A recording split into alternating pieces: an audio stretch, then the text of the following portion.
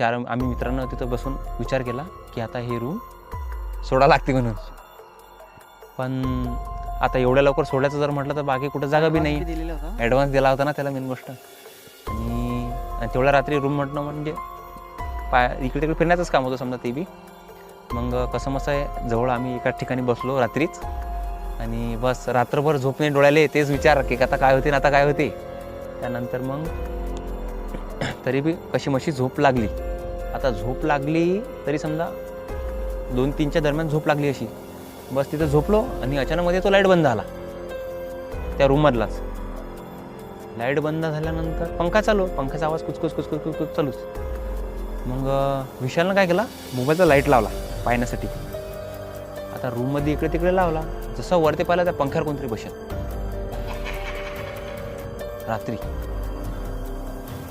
तो जसं त्यानं पाहिला तसं एकदम जोरात